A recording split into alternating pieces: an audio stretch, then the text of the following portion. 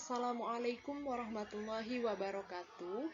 Perkenalkan, nama saya Rizka Amelia. Di sini saya akan mempresentasikan materi mengenai tayamum pada mata pelajaran fikih kelas 7. Adapun video ini diajukan untuk memenuhi tugas mata kuliah aplikasi multimedia dengan dosen pengampu Bapak M. Ridwan, SPD, MED.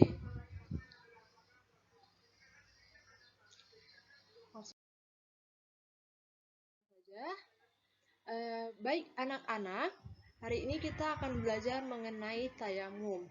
Yang pertama yaitu pengertian tayamum. Tayamum atau at-tayammuma secara bahasa adalah berniat melakukan sesuatu, sedangkan menurut istilah, tayamum merupakan pelaksanaan mengusap debu ke wajah dan kedua tangan dengan syarat-syarat tertentu sebagai ganti berwudu dan mandi besar. Dengan kata lain, tayamum merupakan tindakan menyucikan diri tanpa menggunakan air. Nah, yaitu dengan menggunakan debu atau tanah.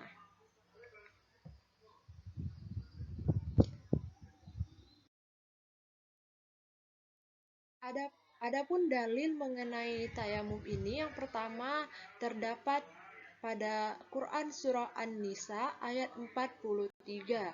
Yang berarti, adapun jika kamu sakit atau sedang dalam perjalanan, atau sehabis buang air, atau kamu telah menyentuh perempuan, sedangkan kamu tidak mendapat air, maka bertayamumlah kamu dengan debu yang baik.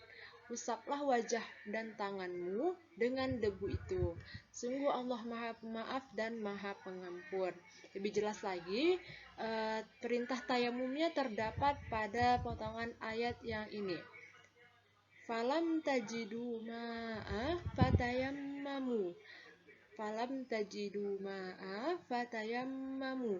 Yang artinya, apabila kamu tidak mendapat air, maka bertayamumlah kamu. Lebih lanjut, ayat selanjutnya terdapat pada Al-Quran Surah Al-Ma'idah.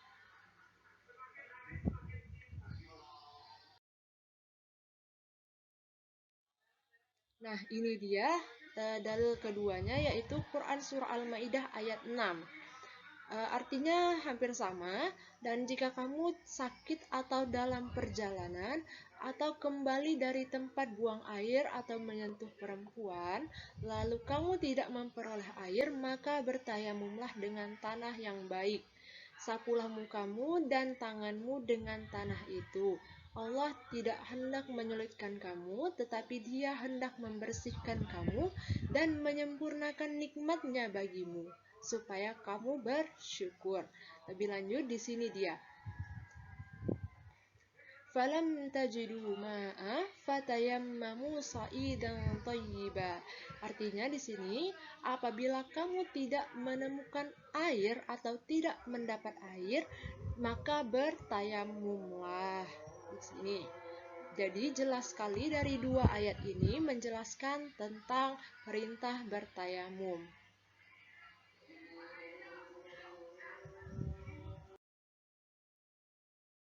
Nah, kemudian ada sebab-sebab diperbolehkan tayamum. Yang pertama yaitu kelangkaan air, baik secara kasat mata maupun secara syara. Nah, kelangkaan air baik secara kasat mata ini contohnya adalah ketika kita dalam keadaan di perjalanan, kemudian kita tidak menjumpai adanya air. Seperti ketika kita di gurun pasir misalnya, dan tidak ada air yang kita jumpai, maka kita diperbolehkan bertayamum. Kemudian secara syara ini, maksudnya adalah kelangkaan air yang airnya itu ada, tetapi hanya cukup untuk kita minum saja dan tidak bisa digunakan untuk berwudu. Jika kita gunakan untuk berwudu, dikhawatirkan kita akan kehausan dan dehidrasi. Jadi, diperbolehkan untuk bertayamum.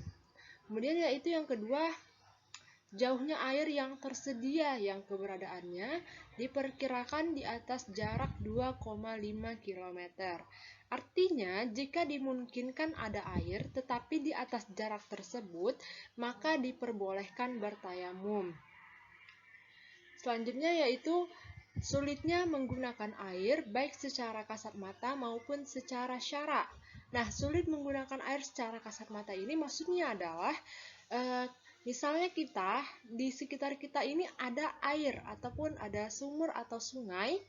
Nah, di sungai itu dikelilingi oleh buaya begitu atau hewan-hewan buas. Dan kita tidak mungkin untuk bisa mengambil air ke sungai tersebut karena dikhawatirkan akan menghilangkan nyawa kita. Nah, jadi cara lain untuk kita bisa beribadah adalah dengan bertayamum. Kemudian secara syara ini, kesulitan menggunakan air secara syara maksudnya adalah ketika kita ada air tapi kita tidak bisa menggunakan air tersebut. Contohnya adalah ketika kita sakit. Nah, dari penyakit kita itu, jika kita menggunakan air, dikhawatirkan nanti akan muncul penyakit baru ataupun penyakitnya bisa semakin lama sembuhnya ataupun juga penyakit tersebut akan kambuh misalnya. Tentunya kita diperbolehkan untuk bertayamum. Selanjutnya itu bahan untuk bertayamum. Nah, bahan untuk bertayamum ini memiliki kriteria, yaitu yang pertama tanah yang bersih, lembut, kering, dan berdebu. Tentunya tanahnya harus bersih, kemudian juga lembut, tidak kasar ataupun bergerindil. Kemudian juga tanahnya harus kering, bukan tanah liat ya. Kemudian juga harus berdebu. Tanahnya juga tidak dikategorikan sebagai abu. Ingat, harus tanah bukan abu hasil pembakaran. Kemudian tanah itu juga harus suci dan tidak bernajis. Tidak mustakmal. Kemudian tidak mustakmal ini maksudnya adalah tidak digunakan selama 2 kali. Hanya boleh digunakan 1 kali saja untuk bertayamum. Kemudian tidak tercampur dengan tepung atau kapur atau pasir. Jadi harus murni tanah, bukan campuran dari tepung atau kapur, pasir, bedak, dan lain sebagainya.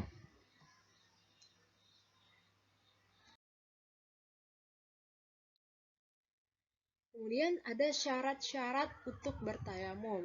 Yang pertama yaitu telah masuk waktu sholat. Nah, ketika sudah masuk waktu sholat dan tidak ada air, maka kita dibolehkan untuk bertayamum.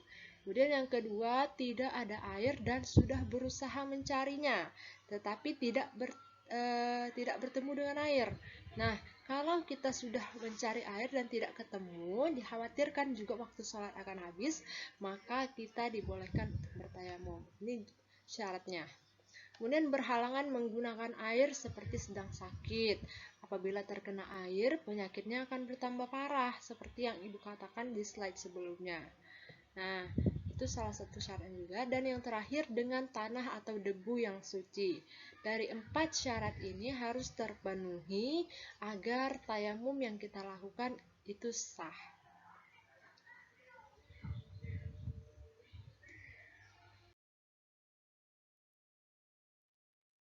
Nah, untuk bertayamum itu kan ada ketentuan-ketentuan khusus yang harus kita penuhi.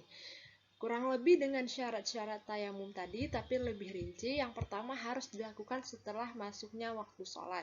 Misal kita bertayamum untuk sholat zuhur, tapi waktu zuhurnya belum masuk, tentunya tayamumnya tidak sah.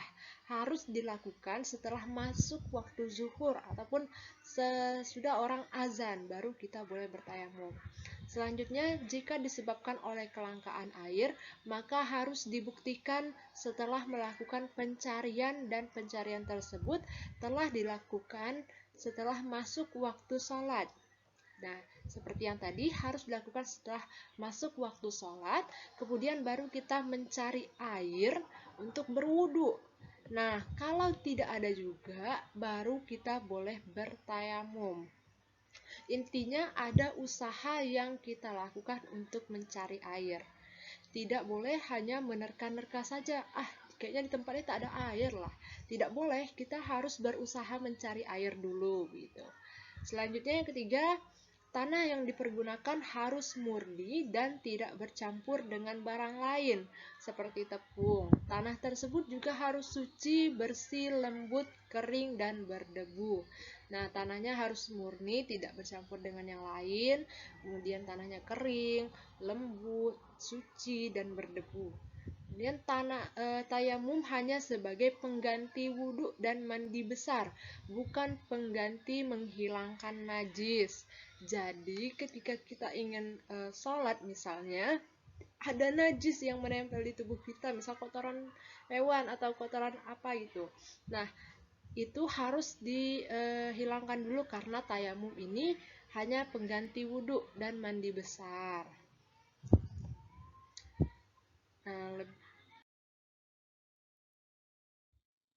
Nah, lebih rinci lagi ada lagi ketentuan khusus tayamum. Selanjutnya, sebelum melakukan tayamum, jika memiliki najis harus disucikan terlebih dahulu. Nah, itu tadi kan, misal ada kotoran yang menempel di kaki kita, harus kita sucikan dulu, kita lap atau kita melakukan istinja, baru kita boleh bertayamum untuk menggantikan wudhu atau mandi besar. Kemudian tayamum hanya bisa digunakan untuk satu kali sholat wajib. Nah, boleh menggunakan tayamum untuk sholat wajib, kemudian disusul sholat sunat, dan ataupun membaca Al-Quran. Jadi tayamum ini, satu kali tayamum hanya bisa digunakan untuk satu kali sholat wajib, tidak boleh lebih. Misal kita bertayamum ketika masuk waktu maghrib. Nah, setelah maghrib itu kita sholat sunat, baru kita membaca Al-Quran. Tidak boleh dilanjutkan ketika sholat isya nanti. Untuk sholat isya, kita harus bertayamum lagi. Karena tayamum ini hanya untuk satu kali sholat wajib. Kemudian meskipun pengganti, tayamum berbeda dengan wudhu. Tayamum menjadi batal disebabkan perkara-perkara yang membatalkan wudhu. Nah, karena kan pengganti wudhu, jadi hal-hal yang membatalkannya juga sama dengan wudhu, tapi ada tambahan nanti yang membatalkan tayamum. Akan kita bahas di slide berikutnya. Kemudian karena salah satu sebabnya adalah kelangkaan air, maka tayamum akan batal ketika menemukan air sebelum dilaksanakannya sholat. Misalnya hujan, kita udah bertayamum, kita belum sholat tapi, nah kita harus berwudu dulu baru sholat karena tayamumnya otomatis batal. Selanjutnya, tidak ada penghalang bertemunya debu dengan kulit, seperti jam tangan atau cincin. Nah, ketika kita bertayamum itu, kita harus melepaskan dulu atribut-atribut yang bisa menghalangi bertemunya debu dengan kulit kita. Misalnya jam tangan dan cincin kan itu menempel di jari kita, jadi debunya tidak bisa menjangkau kulit yang ada di bawah cincin tersebut.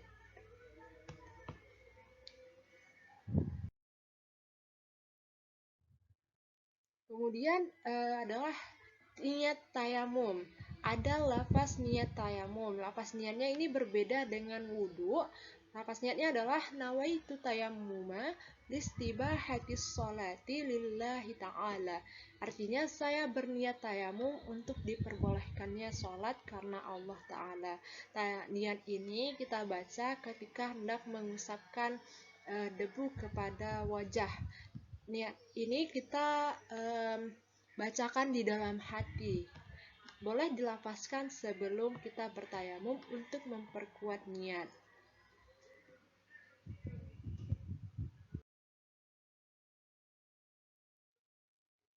Selanjutnya adalah rukun tayamum. Berbeda dengan wudhu, kalau wudhu memiliki 6 rukun, sedangkan tayamum ini hanya memiliki 4 rukun saja, yaitu yang pertama niat. Seperti yang Ibu jelaskan di slide sebelumnya, niat tayamum nawaitu tayammuma listibahati sholati lillahi ta'ala. Kemudian mengusap wajah. Yang ketiga, mengusap tangan sampai ke siku, dan yang terakhir yaitu tertib. Artinya berurutan dari yang awal sampai yang terakhir.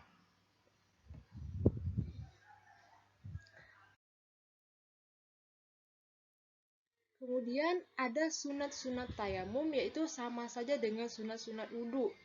Apa saja? Yang pertama membaca basmalah, menghadap ke arah kiblat, mengepikkan debu dari telapak tangan. Nah, ini yang berbeda dengan wudhu.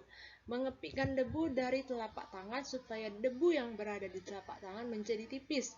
Seperti ini contohnya ya, misal ibu sudah menepukkan di debu, kemudian di sini ada debu kan yang menempel, misal terlalu tebal, boleh kita kepikkan dulu atau kita goyang-goyangkan supaya debunya menjadi tipis.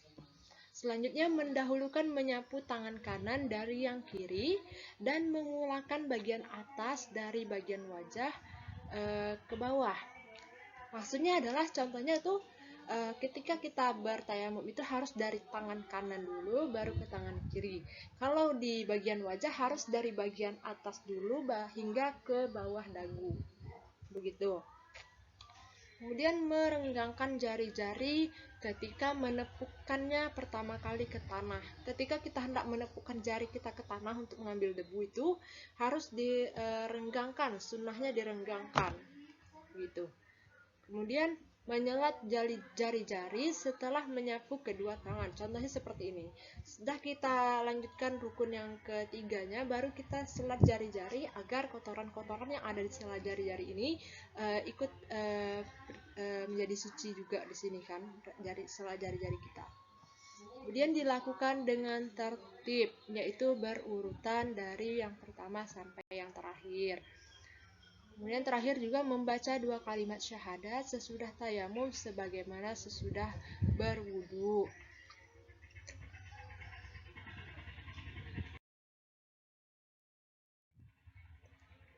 Selanjutnya ada tata cara bertayamum. Ada 4 langkah-langkah dalam bertayamum di sini. Yang pertama, letakkan kedua telapak tangan pada tanah yang murni, suci, bersih, lembut, kering, dan berdebu. Seperti yang tadi, renggangkan ya, baru kita taruh di tanah yang sudah kita siapkan. Kemudian yang kedua, niatlah melakukan tayamum bersamaan dengan mengusap wajah dengan debu yang ada di kedua telapak tangan tersebut.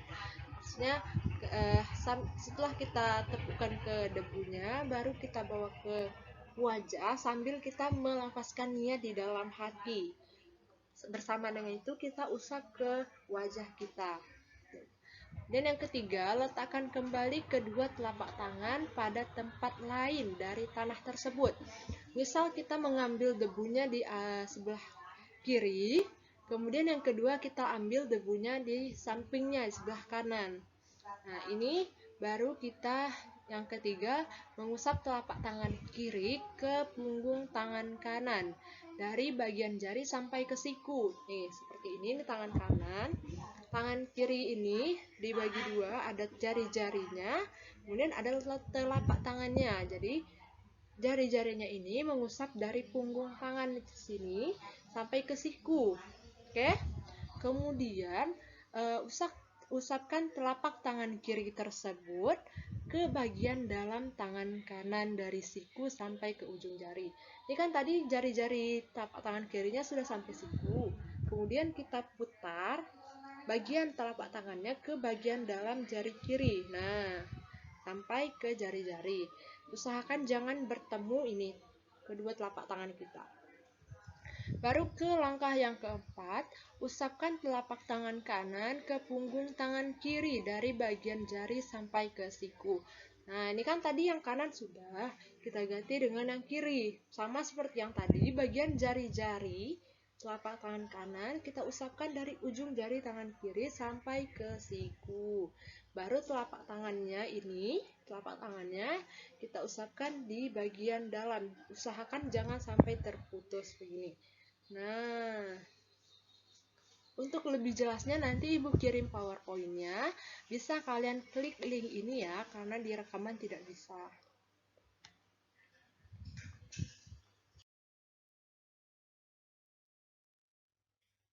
Kemudian ada hal-hal yang membatalkan tayamum.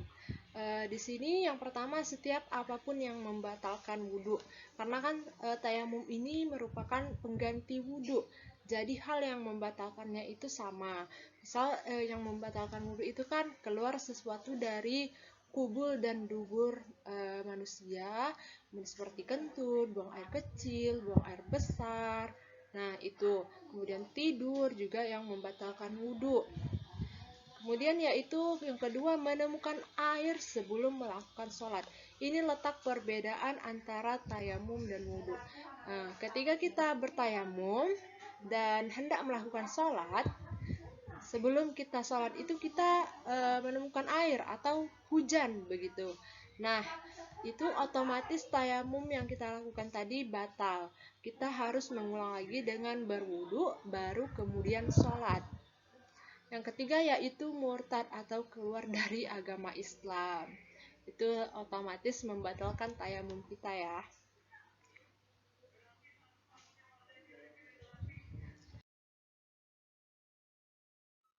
Nah, setelah kita melakukan tayamum tadi, baru kita berdoa. Berikut ini doa setelah tayamum. Hampir sama saja dengan berwudu. Doa setelah wudu kan dengan doa setelah tayamum itu sama. Doanya asyhadu an la ilaha illallah wahdahu la syarikalah wa asyhadu anna muhammadan abduhu wa rasuluh. Allahumma ja'alni minat tawabin waj'alni minal mutatahhirin waj'alni min ibadikas salihin. Subhanakallahumma wa bihamdi asyhadu an la ilaha illa anta astaghfiruka wa atubu ilaik. Nah, itu dia tadi doa setelah kita bertayamum.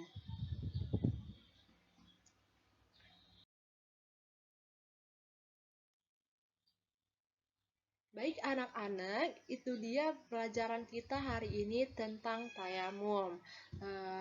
Nanti PowerPoint-nya akan Ibu kirimkan kepada kalian. Silahkan dibuka dan diklik link yang ada di slide tata cara bertayamum untuk melihat tata cara tayamum yang lebih lengkap lagi.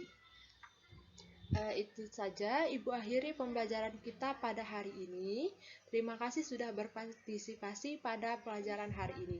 Billahi taufik wal hidayah. Wassalamualaikum warahmatullahi wabarakatuh.